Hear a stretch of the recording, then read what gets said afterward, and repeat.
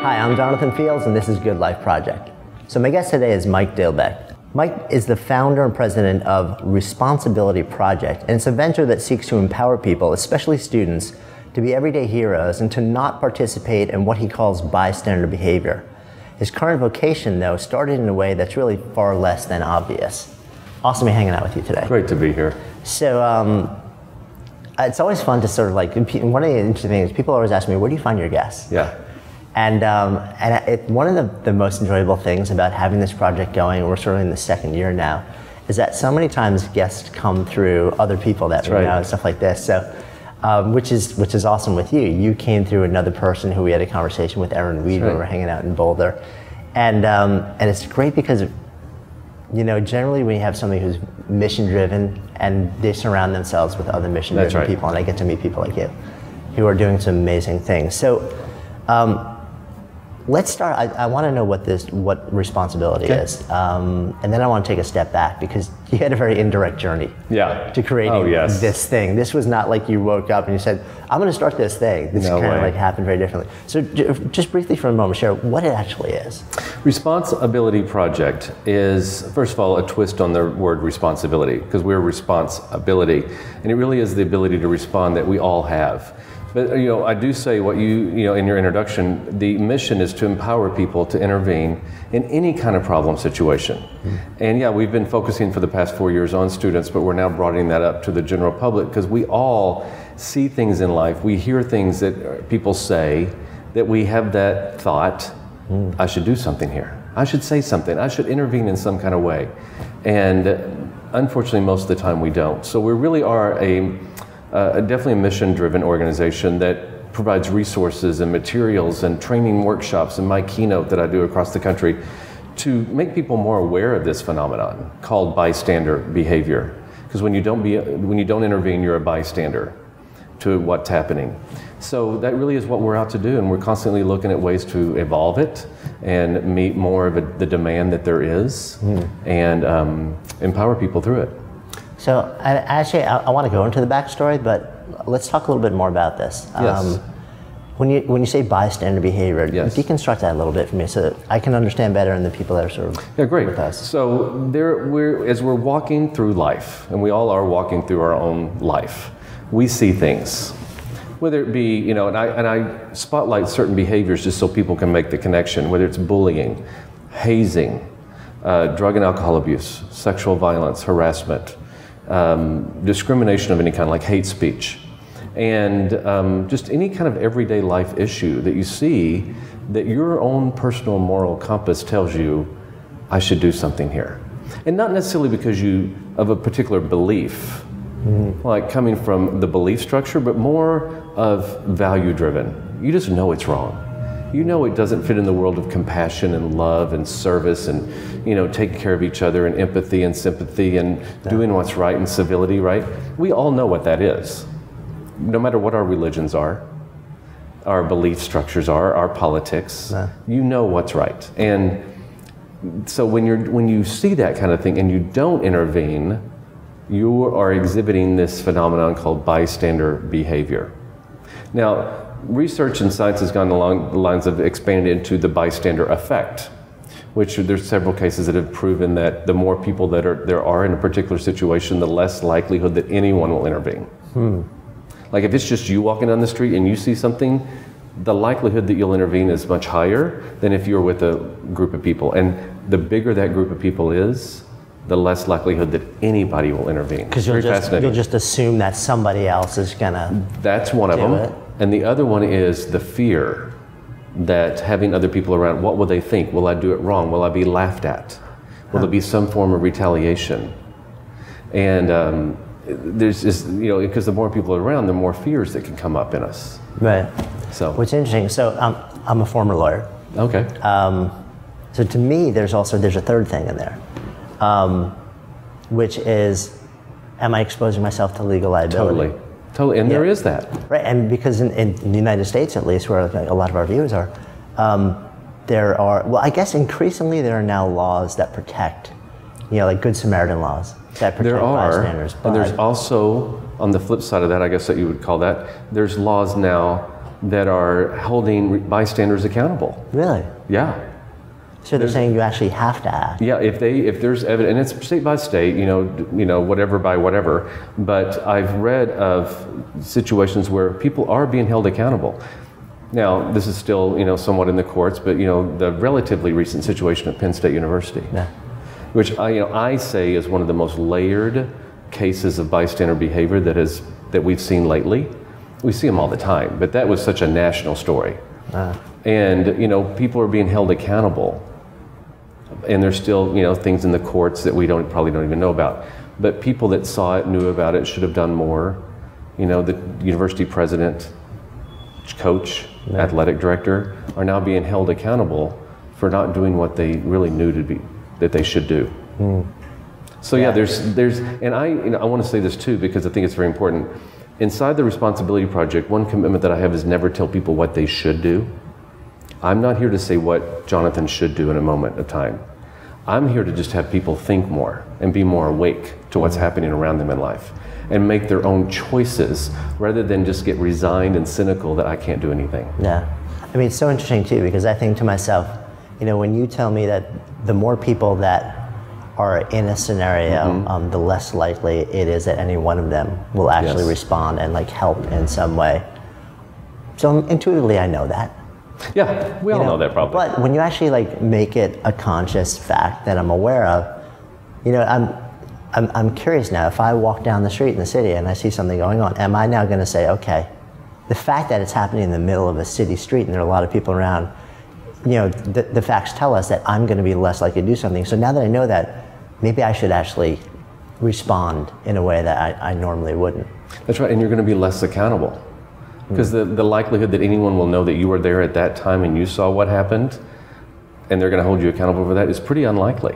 But if it was just you and maybe the perpetrator and the victim, there may be surveillance cameras, whatever, right? The likelihood that you are held accountable for what you should have done, and not what I say you should have done, what you say you should have done. And maybe now, since we talked the legal stuff, what the courts think you should have done, the likelihood's higher. So this started out, and as you mentioned, it's really much broader than the way I described it when I introduced you. But it did start out in a student setting. So tell me how that came to life. Well, for the past about 30-ish years, I've been a filmmaker in the higher education community, for higher education as far as colleges and universities, and more specifically for national fraternity and sorority organizations. And not for the local chapters, but for the national headquarters level, and been producing films and videos for that particular community for all these years. And I've produced several issue-driven ones on hazing, communication between the sexes, the like. And I would typically produce them, distribute them, launch them, give them to the clients. They would use them in their programming. I would go on and do the next thing. And there was just kind of a cycle. Right. Well, So you weren't so much the issue guy, you were the filmmaker. I was the filmmaker. I would come up with some of the issues, and I would kind of do focus groups with people. What do you want to see something done on? And they say, oh, the hot issue is hazing. So I would go out and produce a video on hazing. So, and then I'd go off and do my other things. I did some individual videos for organizations, but these were ones that I would bring organizations together to fund, to where I had a bigger budget. And they were issues that are common to all organizations, especially in higher education. So in 2007, I was ready to do another project, and we set out to do another anti-hazing video, like we did in 1995. Clearly, we didn't get the job done, and that's what I was set out to do. And then I went to this conference, and they started talking about they mentioned two distinct things. First of all, this man's name called Dr. Alan Berkowitz, and secondly, this phenomenon called bystander behavior, which I'd never heard about, never been on my radar.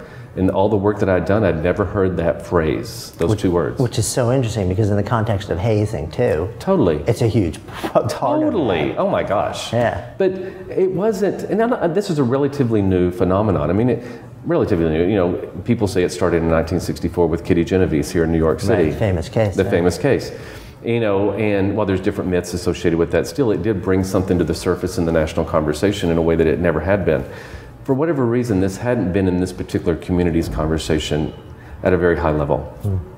And they started talking about this conference, and I thought, I perked up. I'm like, wow, And this is what hit me. This is when I really got it. And a friend of mine, Kim Novak, still says to this day that she saw the light bulb go off on my head in that conference.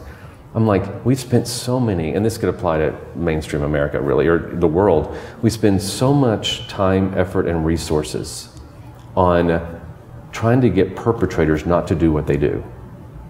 Don't haze. Don't sexually abuse people. Don't do this. Don't do that. Don't use hate speech. I got in that moment that what if we set out to empower the others, the silent majority? You know, the perpetrators think they're the majority, but really the majority is keeping silent and saying, and letting people get by with what they get by with. So I thought, what about that? We've never done that. What would that look like, and what would that make possible? And I thought, I like that. And so I started looking more into it, and I called up Dr. Alan Berkowitz. He took my call. We started talking. We met in Chicago when he came to town, and we partnered together, and he's still an expert consultant to my project. And and really we set out to produce a new video that it totally turned into a new video project on bystander intervention. And we brought college students together, and they talked about this. We took all the experts out of the video and just had college students talking to college students. And they just got real.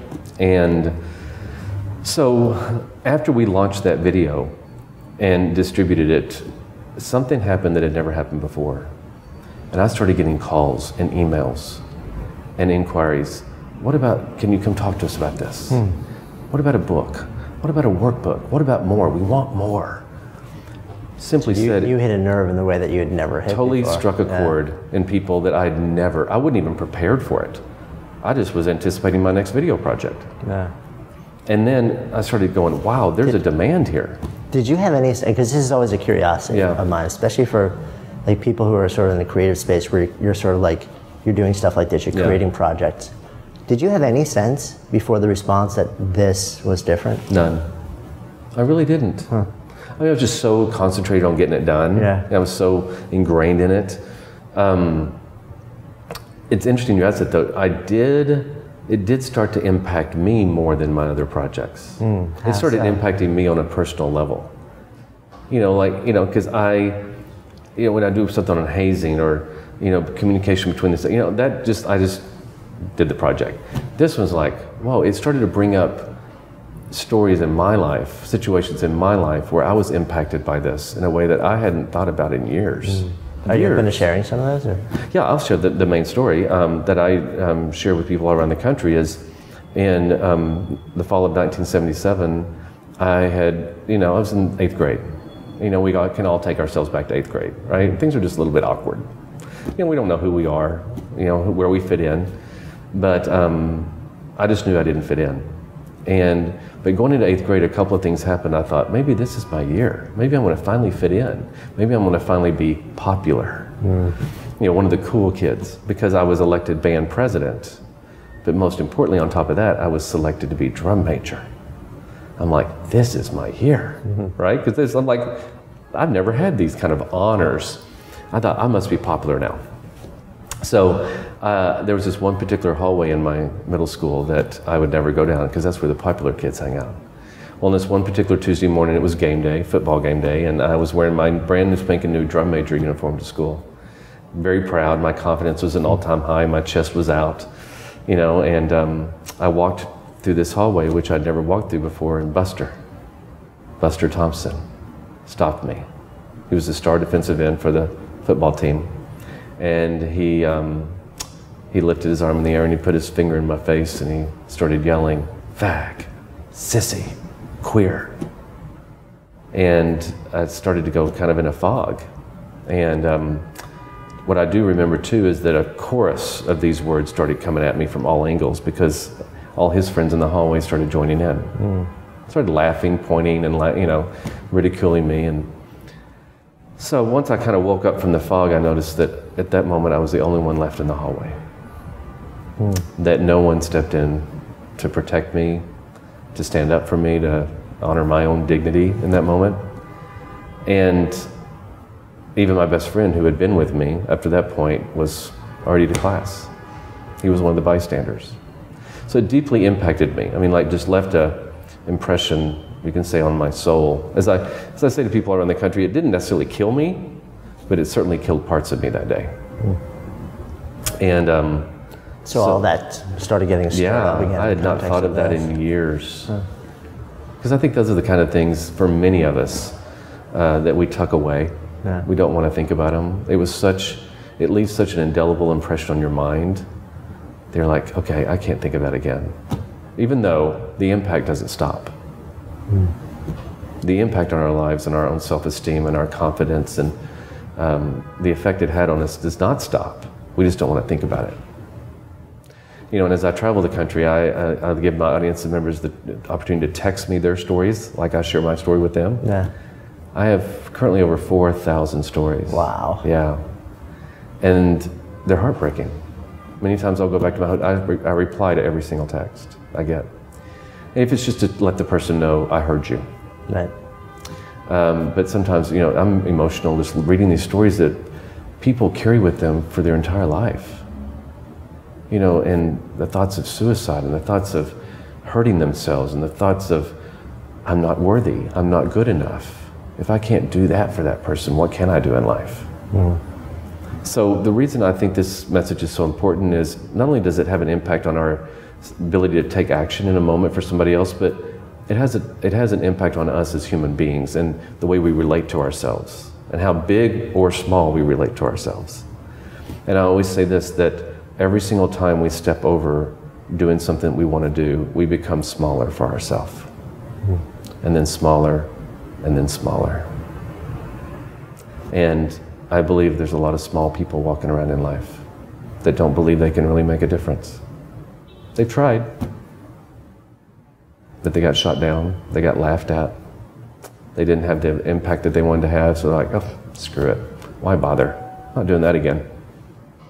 It's not worth it. No. So this leads to this project. Pardon me? So this leads to this project. Yes. And you release it and you start to get all these calls. The demand was there. I mean, there's such a demand that's still there, and even the demand is increasing. Because I really do, it came from touching a chord that, this is the way I say it, it brought about a problem that people didn't even know they had. We're uncovering a problem that people don't know they have. We're not waking up every morning thinking, I have a problem with bystander intervention. Right. We don't have that. We don't have that thought, right? But when they hear me or they're exposed to our project in some way, they're like, oh, that applies to me. There are times in my life that I haven't, and there are still times that I want to. And then, of course, parents. You're a parent, right? Yeah. Yeah. You know, they're having their kids come home and talk about bullying, and they don't know what to do. They don't know how to empower their children. And I mean, what's interesting also is increasingly, I've had this conversation with parents, especially middle school parents, where I think it's the parents don't know what to do. It's the kids at that age especially, largely completely unequipped to even understand the dynamic and that their choices and some level of power. I think there's also this really, so you have functioned largely like in higher education, but I'm sure it just gets more and more layered and complex, but it seems like the administrations in schools are so pulled. On the one hand, so like an entire administration, like, well, on the one hand, they want to help kids, and there may be voices in there that want to dive in and say, no. But then there are also broader policies that say, if we intervene, or if we say this is a problem in our school, our school gets labeled, and that brings on all sorts of things from parents and funding and all this stuff. So we're just not even going to acknowledge that there's anything going on. The most heartbreaking, some of the most heartbreaking, I wouldn't say the most, but are that parents do realize a problem and they try to go to the administration, the principal, the supervisor, whatever, and they get shut down. It's stopped. I mean, it's like, or sometimes they say, yeah, we'll handle that, and nothing ever gets done. And then nothing gets done, unfortunately, until some bigger thing happens that has to wake everybody up, which is very unfortunate. But yeah, there's so many layers. It's such a complex thing. And not to say that these people in administrations are bad people. Like, no, not at all. It's just, it's really, it's complicated. It's so complicated. And there are layers of, like caring about your own future, and then caring about the kids, and caring about like the institution, that just make it very not black and white. It's not black and white at all. And I don't pretend to have all the answers, and I will never have all the answers, and I don't even position myself in the world as an expert as having all the answers. My mission is just to raise the consciousness of people to start asking the questions. Right. And if I can do that, then I think I've served a purpose. If we can just create more awareness, and we do provide some resources and some links and ways to deal with this, but still, I really, my main mission is to have people start thinking more and be aware of the impact of our decisions and choices that we make. So, the movie triggers a massive response. But at this point, the Responsibility Project still doesn't exist, right? The video is called Responsibility. Okay, so that's how video. This whole thing, yeah. So at first it starts as just a video. Right. Just a video. It was just called Responsibility. The tagline was transforming values into action. Right. And then once we started... for the college market? That was for the college market. Most specifically for fraternity and sorority organizations. Okay. And then once we started developing more things, like I developed my keynote that I give across the country, and while I do give it to campuses and schools, I do give it to companies and organizations, and I'm getting more and more requests from middle schools and high schools, which I don't necessarily specialize in, but I've done a couple, and it's a different ballgame, especially as you go down the grade level, where they are in life and their development, but so we started, then it evolved into the project. Once we had enough resources and meat in order to call it a project, that's when we evolved it. So on a personal level, though, at some point you make a decision to say, okay, for the last how many years has been project, and then bam, this is all of my energy. I say, and it wasn't a hard decision. I have not produced a video since in the last 5 years. I've actually turned business away and like, no, this is my mission. And it was clear to me. It wasn't something I struggled about making as a decision. I was like, again, this is not religious, or maybe it's spiritual in some sense, but this is my calling. I really got clear, this is what I was put on this planet to do. And I'm clear about that every single day. There is no question in my mind that I'm the one to do this. Not like I'm the one, like the only one. There's lots of people out there, initiatives being done on this particular subject, but I'm the one to present it in the way that I'm presented. I have a unique voice, a unique perspective, a unique delivery, I believe, through the Responsibility Project and through Mike Dilbeck, to make an impact. And people are liking the way that we present the message in a very real way. One of my commitments is to not use too much academic or technical jargon. And there are, in this phenomenon, there's that research kind of stuff. And I've really made it to where it's just real people talking about this, like you and I are talking about today. I see, from time to time, I see in the media, the psychologist or the sociologist or the professor, whatever their title is, talking about this, and they talk, thank God they're at least talking about it, but they talk so high, and they talk so psychological, and people can't, the everyday person like you and I can't relate to that. Let's just talk real about it. It seems like fundamentally, so if we're having a conversation about this, and I'm action oriented, so where my mind goes with something like this is like, one, let's flesh out the problem. So I really get it. I want to understand what the problem is, right? So I can kind of get the nuances.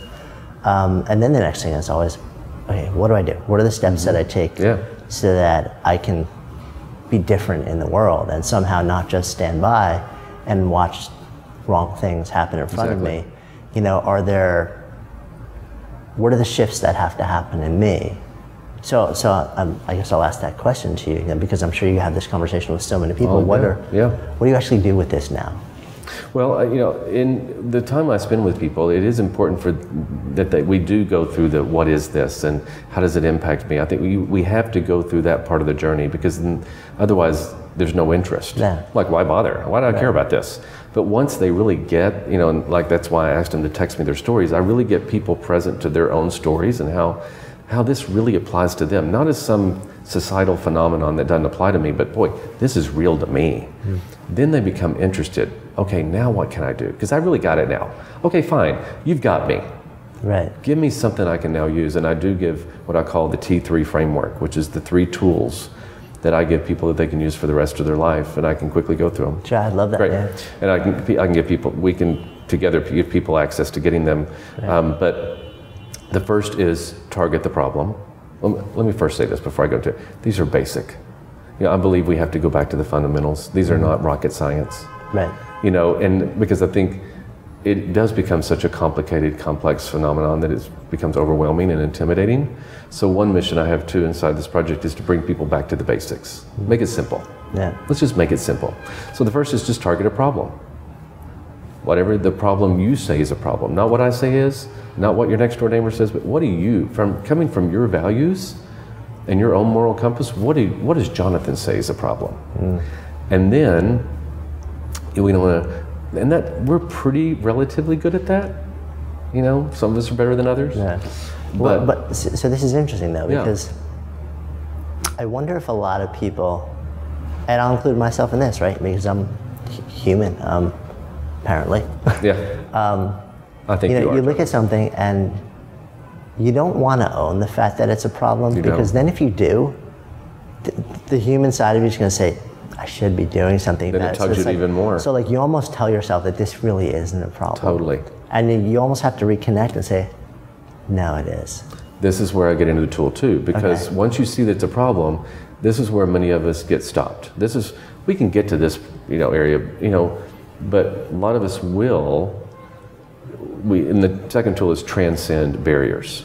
Go beyond the obstacles that will show up in that moment. Most of it is us talking out of ourselves, even out of the fact that it's a problem. We tell ourselves, we say crazy crap to ourselves, right? And we believe it to be true. Like, oh, that's really not a problem because nobody else is doing anything, right? Or no, it's really not my job to do something. And it allows us to not do something. It allows us. It's the set of reasons, justifications, explanations, rationalizations, excuses for why it's not a problem, or why I'm not the one to do something about it. And then it lets us off the hook. So if we really are committed to doing something, we got to transcend all that. We got to go beyond it. And not to, just acknowledge, okay, that's what I'm doing. Oh my God, I have a fear right now. I have a fear of being laughed at, or being the only one, or being retaliated against. Right. Just go and acknowledge it. That's there. Say, thank you. I'm going to go beyond you right now.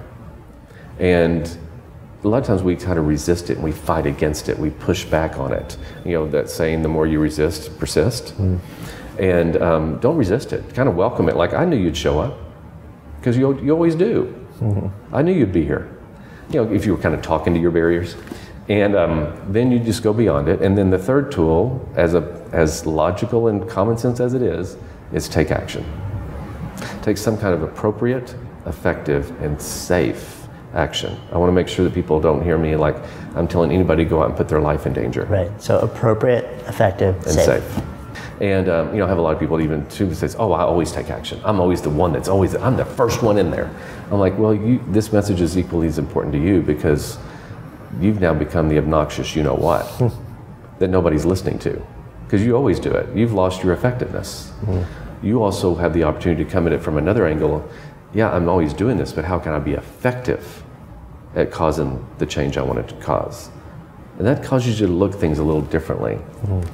So I think people they mostly come at it from I do nothing, but there are some people in this world that come at it from I always do something. How can we have our actions be more effective? Yeah. I mean, one thing occurs to me that my sense is that people will likely be far less likely to intervene as individuals than if I had like 3 people with me and we were all like, no, we need to do something in concert. Like I wonder if there's, and maybe you've had conversations or seen organizations create this, where it's almost like a non-bystander club or you know, like a group of people where it's like we are making a commitment to each other. The five of us will commit so that it's not just one of us standing to intervene, but you know, like we will support each other. You know, like so that we have five of us that stand up and say this is wrong, and that makes you much more comfortable. Exactly, and it is the flip side, I guess you can say, or the opposite of the bystander effect, which we addressed earlier. Right. So there's been cases to prove that, but there's also been cases to prove when you do create a nurturing, compassionate environment where each other supports each other in intervening. There's not the retaliation. There's not the, you know, the retaliation of, you know, intervening, that you feel comfortable and you feel safe intervening. Like, okay, other people are going to have my back. I'm not going to be, you know, I'm not jeopardizing that much as I thought I was, because these people are they're going to support me. Yeah. When there's that kind of culture, which is really, you know, I say this all the time, that I don't know that I'll see that as a society in my lifetime. But that's what gets me up every morning. And what's interesting too is I think, and then that can get taken to the opposite extreme where it turns into vigilantism. It could. It really, really could. Yeah, because if we're such freaky. You know, I mean, you ever heard that? You know, the answer to one problem always creates another one. Right, but there's a level of responsibility in all of this. Yeah. You know, you got to be responsible. You got to be smart. You can't take anything really to the extreme, because there's dangers and there's risk involved. So yeah, that's why I don't tell people what to do. Right. It's just sort of like, here's a framework. Here's a framework. Here's a way to think about it. Yeah. And think more. Just think more. Be more aware. Be more compassionate. Listen. Be in tune with your moral compass more. You know, as I say, many of us just need to wake up because we're the walking dead. We need to look up from our smartphones and see what's happening. You know, I walked here through the streets of New York. I can't even count how many people were walking. I can't believe they were actually not running into everything that was in front of them. Yeah. They had no clue what was happening around them. Yeah. None. Yeah. Somebody could have had their life in danger and they would have had no clue about it, most likely. No, it is amazing how much we tune out. We do.